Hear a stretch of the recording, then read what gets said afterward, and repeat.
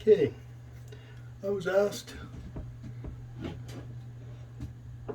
to cover unpeening, so I thought I'd do a little video. The tools I'm going to use are a little round file, a little set of horseshoe clippers, and a flat file,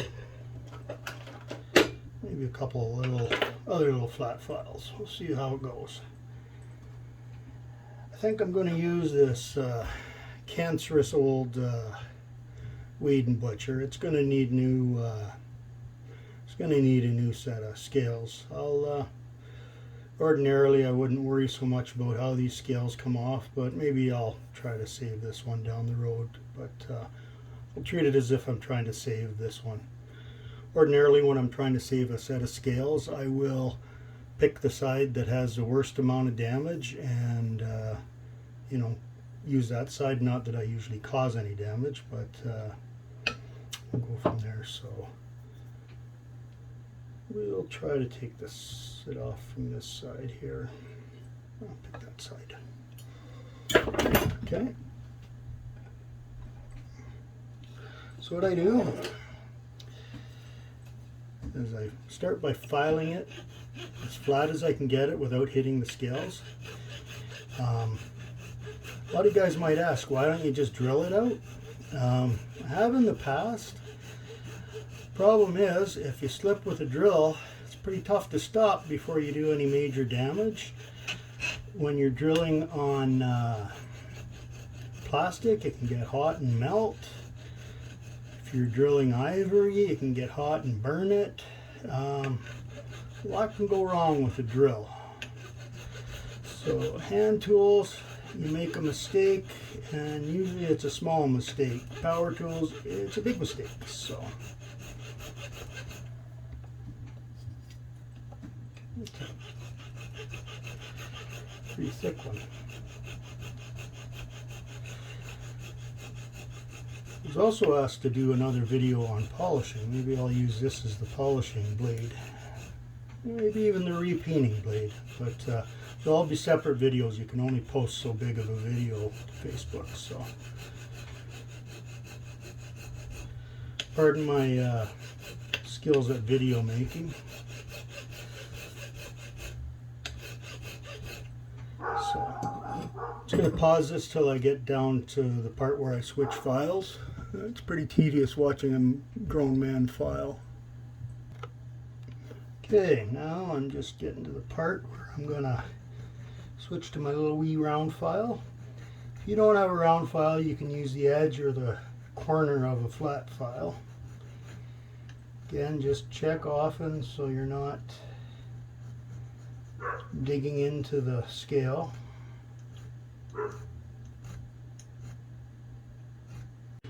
Okay, had some technical difficulties.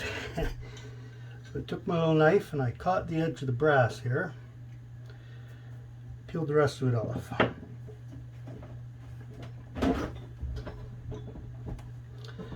Took my little file and I think I got all the brass. So I'm to the point here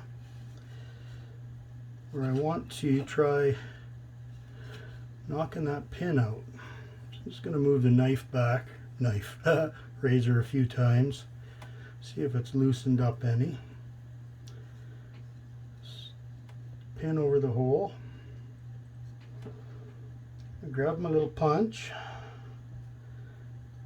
get the razor 90 degrees to the hole. Punch centered over the hole, and I just want to tap it, say, 32nd, 64th, just enough so I can maybe grab it from the other side with my clippers. Okay, and if a light tap doesn't move it, then I will try from the other side. I am more or less lifting the hammer up and dropping it. I don't know if you can hear this, but I'm dropping the hammer and it's actually bouncing on the punch.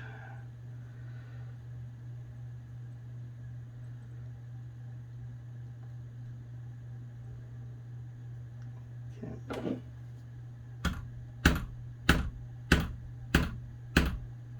These things are, this Wade and Butcher is probably from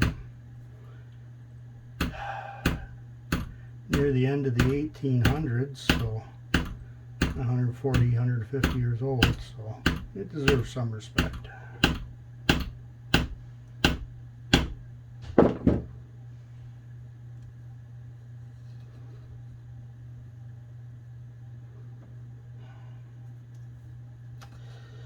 Let me give her one or two more tries here, and then I think I might have to switch sides. It's being stubborn.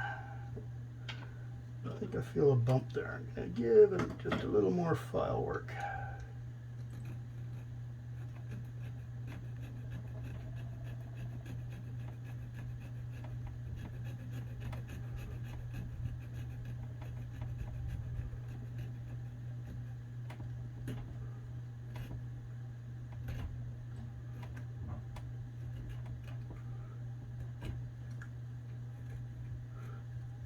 Just short little strokes so that if I do overshoot or something, I'm gonna do little damage. The nice thing about horn is you can buff it out.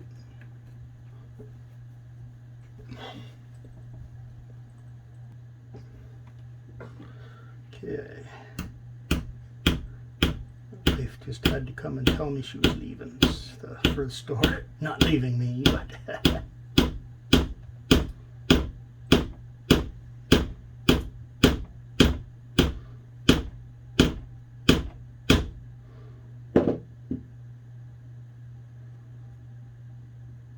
okay, so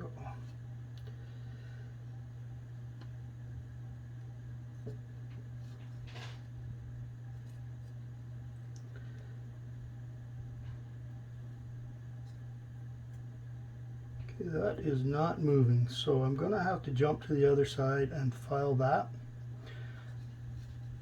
I'm just going to put you on pause. You don't need to watch me file that down, that would be rather boring. I will try to clip it though first. Sometimes you can get lucky and clip it. Oh, maybe I will this time. Okay, it did move it enough I can clip it. I got lucky. First thing I usually try is to clip it. I didn't grab it the first time around, so yay. Okay. Okay. So I guess I did move it enough to clip it, so I won't bother pausing it. So now that we've clipped it, we're gonna give it a little file.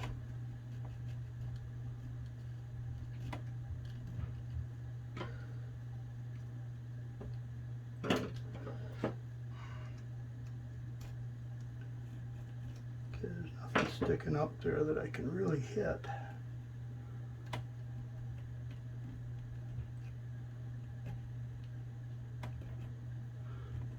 Okay. Now the temptation now is going to be to drive it all the way through the other way. No. And this does have, I don't know if you can pick it up, but it does have a small crack there. So to get this out without cracking is going to be tough. Without it splitting is going to be tricky, but let's just see what happens.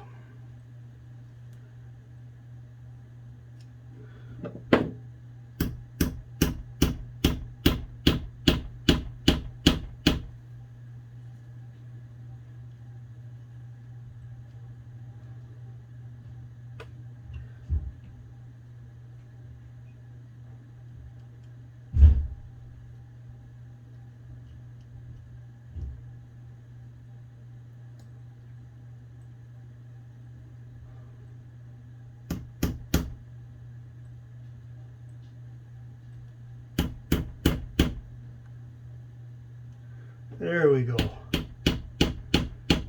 Houston, we have movement. That is what we needed, some movement. Okay. Now that we got some movement, take a little bit more movement.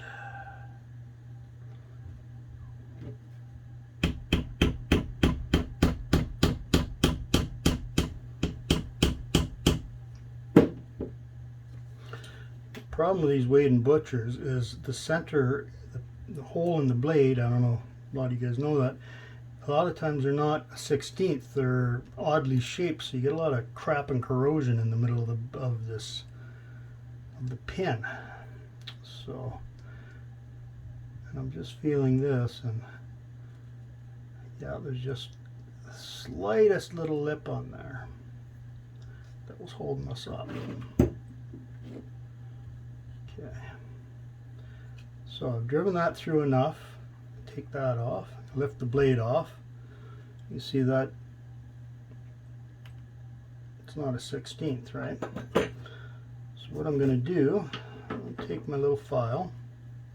You see that's all chewed out. If I was actually going to try to save this, I would probably fill this with some sort of epoxy and then sand it flat. Maybe some epoxy and bone dust mixture. So I'm just going to go ahead and file the pin all the way around, make sure there's no rust, no crap, no corrosion, nothing I'm going to try to drag through that hole.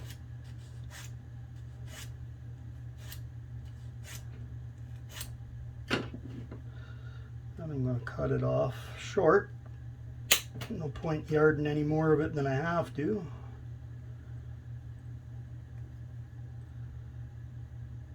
Then there, give it a twist.